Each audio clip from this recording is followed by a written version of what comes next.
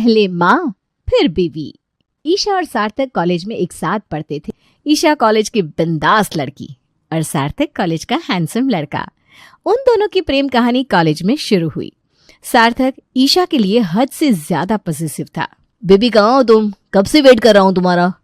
ये क्या, बस आई गई शोना। ईशा कैफे पहुंच जाती है। बेबी किसी को इतना तड़पाना सही बात नहीं है।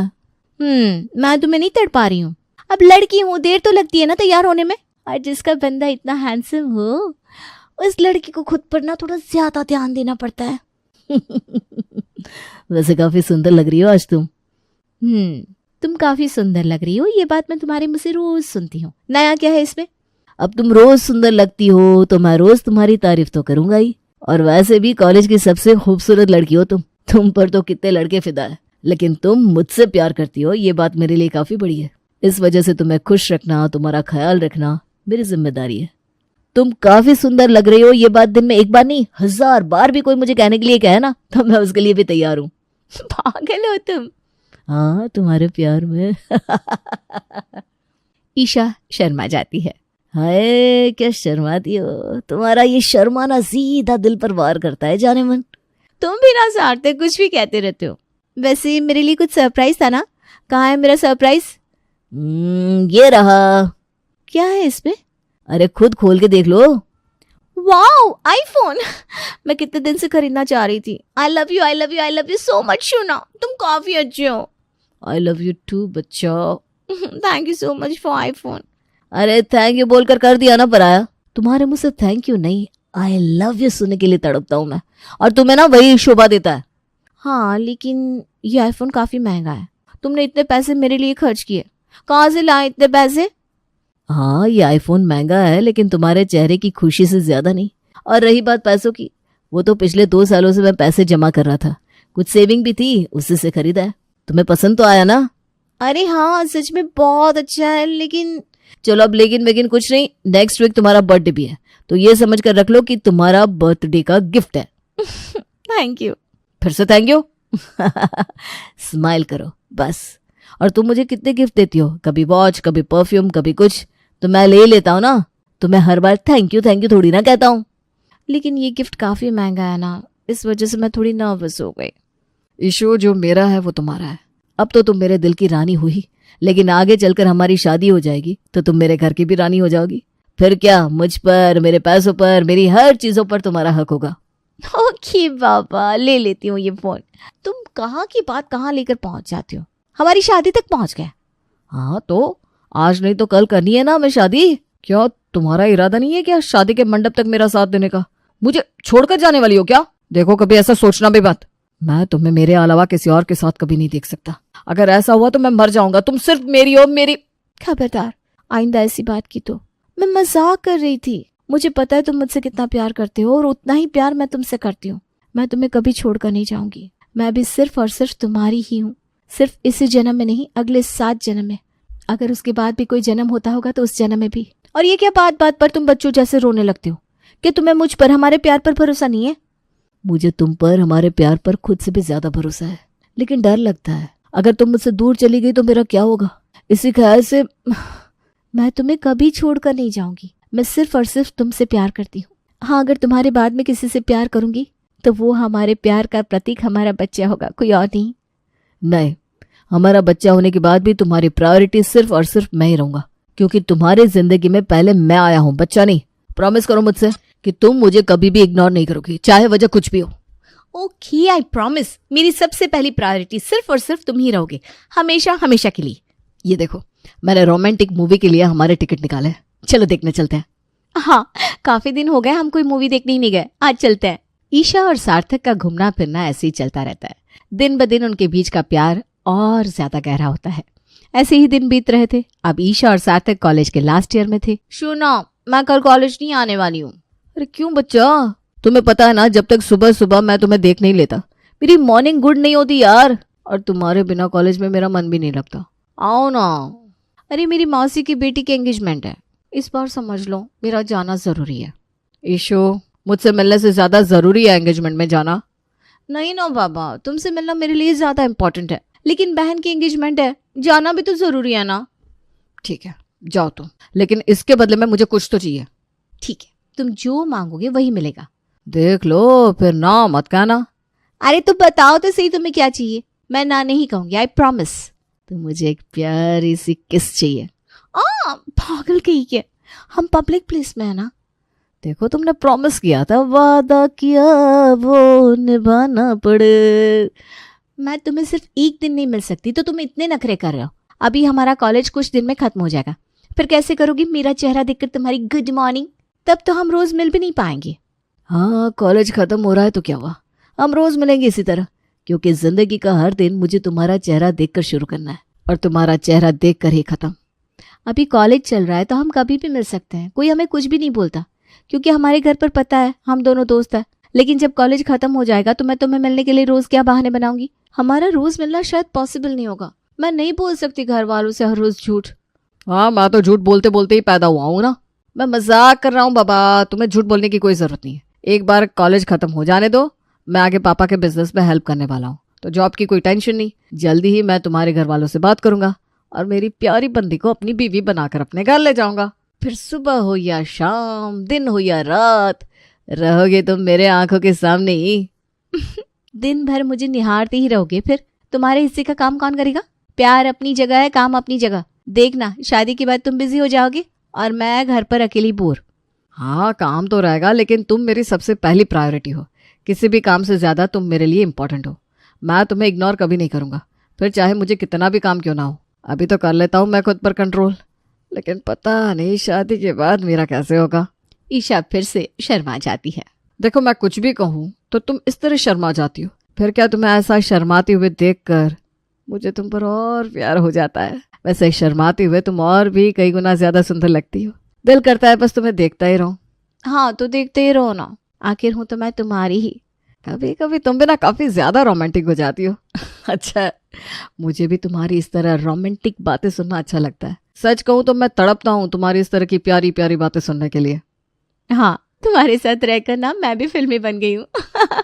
चलो अब लेक्चर स्टार्ट हो जाएगा, क्लास में जाते हैं। प्यारी प्यारी बातों में मुझे उलझाकर तुम मुझे फंसा रही हो क्या? अभी अभी क्या प्रॉमिस किया था तुमने? अभी नहीं, बाद में कभी। नहीं नहीं नहीं नहीं, मुझे अभी के अभी चाहिए। ठीक है, नहीं तो फिर से बच्चों जैसा रोना शुरू कर दोगे। ईशा और सार्थक एक दूसरे के पास आते हैं और जैसे ही दोनों की नजरें एक होती हैं, ईशा शर्मा जाती है। उतने में लेक्चर की बेल बजती है। सॉरी, मैं तो चाह रही थी तुम्हें किस करना, लेकिन शायद लेक्चर नहीं चाह रहा। चलो जल्दी, मैं जा रही हूँ। ये लेक्चरर की तो ऐसी की तैसी। आज बच गई तुम, हर बार कैसे बचोगी ईशु? तुम सिर्फ मेरी हो, हमारे बीच में कोई भी कभी नहीं आ सकता। ऐसे ही कई दिन चले जाते हैं, कभी मूवी, कभी पार्टी, कभी नाइट आउट, कभी फ्रेंड्स ट्रिप। ईशा और सार्थक का घूमना फिरना शुरू ही रहता है। कुछ दिनों बाद उनका कॉलेज खत्म हो जाता है। वो तय करते हैं कि हम हर रोज मिलेंगे, लेकिन कॉलेज के बाद रोज मिलना दोनों के लिए भी पॉसिबल नहीं था, क्योंकि दोनों भी अपने अपने काम में व्यस्त हो गए थे। इस वजह से सार्थक काफी परेशान हो गया था। हर दिन ईशा से मिलने की, उसे देखने की आदत की वजह से ईशा से मिलने के लिए उसका जी तड़प रहा था। एक दिन सार्थक अपने घर वालों से ईशा के बारे में बात करता है। ईशा भी अपने घर वालों को अपने प्यार के बारे में बताती है। सार्थक और ईशा के बीच में कुछ है, ऐसा संदेह उनके घर वालों को पहले से ही हो गया था। इस वजह से उन्हें ज्यादा कुछ नहीं लगा। दोनों ही अच्छे घर से थे, पिछले काफी सालों से एक दूसरे के दोस्त थे। इस वजह से उनके रिश्ते के लिए सब लोग मान गए। लेकिन घर वाले उन्हें समझा रहे थे कि अभी शादी मत करो, क्योंकि तुम दोनों अभी शादी की जिम्मेदारी उठाने के लिए तैयार नहीं हो। लेकिन वो दोनों मानते ही नहीं। अगले कुछ ही दिनों में सार्थक और ईशा की शादी हो जाती है। साड़ी, हाथों में कंगन, कितनी खूबसूरत दिख रही हो तुम। आज ये पूजा खत्म हो जाएगी, फिर हम लॉन्ग हनीमून ट्रिप पर जाएंगे। पूरे 15 दिन की बुकिंग है। ये देखो, स्विट्जरलैंड के tickets. Wow, I am so excited. फिर वहां सिर्फ हम दोनों होंगे, पूरे शहर में घूमेंगे। स्विट्जरलैंड में तो अभी स्नोफॉल भी हो रहा है, काफी मजा आएगा। सिर्फ हम दोनों, हमारे बीच में कोई नहीं होगा। मजे ही मजे करेंगे, काफी फोटो खींचेंगे। मुझे एंजॉय करनी है हमारी मैरिड लाइफ। हाँ, लेकिन ये सब 15 दिन के लिए ही होगा। जैसे ही हम हनीमून से वापस आएंगे, हम दोनों पर घर की जिम्मेदारी आ जाएगी। हमें एक दूसरे के साथ इतना टाइम भी नहीं मिल पाएगा। नहीं नहीं, मुझे नहीं चलेगा ऐसा। ऑफिस के कामों के लिए तो आदमी है ही, मुझे सिर्फ ध्यान देना है। घर के सारे कामों के लिए नौकरानी है। तुम सिर्फ मेरी तरफ ध्यान देना, घर के कामों की तरफ ध्यान देने की कोई जरूरत नहीं है। शादी हो गई इसका ये मतलब थोड़ी ना है कि हमारे बीच का प्यार खत्म हो जाएगा। हम हमेशा ही कॉलेज के लैला मजनू ही रहेंगे।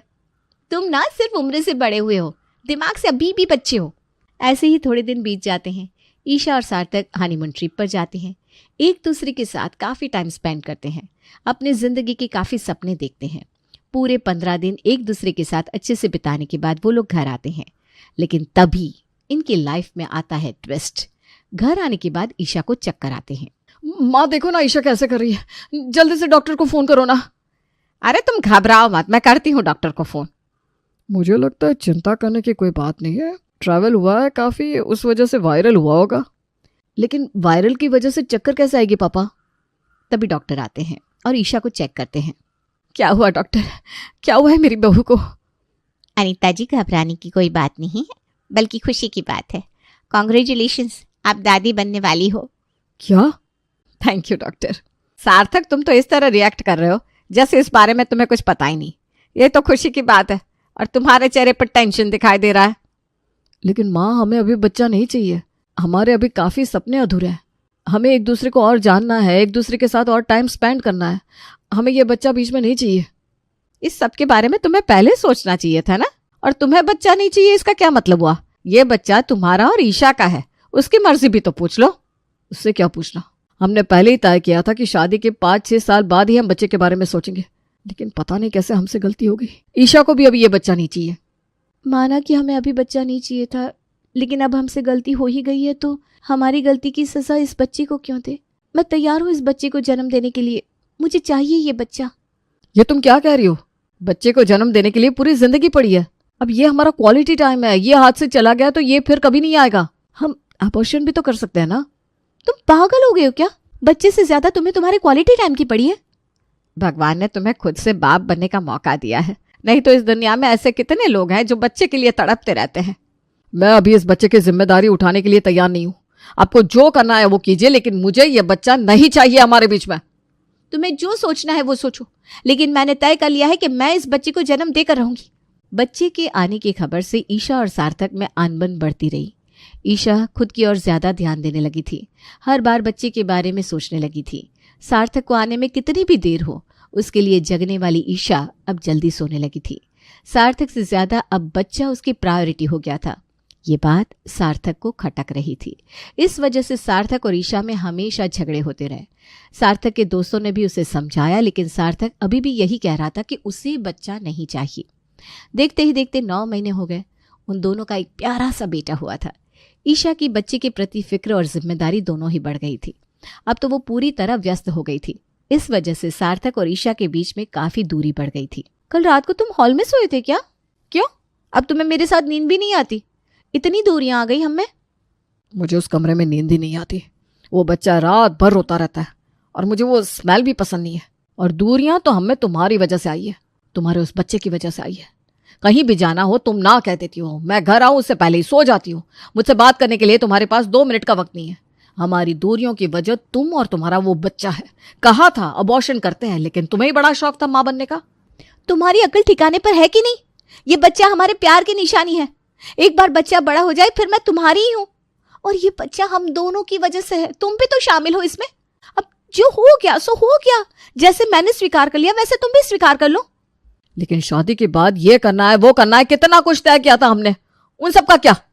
शादी के पहले सब लोग कुछ ना कुछ तय करते हैं बेटा, लेकिन जब भी उनके घर बच्चे की खबर आती है तो सब खुश हो जाते हैं। माता पिता बनना इस दुनिया की सबसे खास बात है, और तुम इसी बात से इनकार कर रहे हो। अपने खुद के बच्चे से दूर जा रहे हो। ईशा ने माँ बनने की जिम्मेदारी स्वीकार कर ली, फिर तुम क्यों अपने बच्चे को बाप का प्यार नहीं दे पा रहे हो? क्योंकि मुझे बाप बनना ही नहीं था। ये बच्चे रिश्ते में दरार बन जाते हैं। शादी के बाद बच्चे होने देना यही सबसे बड़ी गलती है। तो क्यों की शादी? किसी ने जबरदस्ती नहीं की थी तुम्हारे साथ?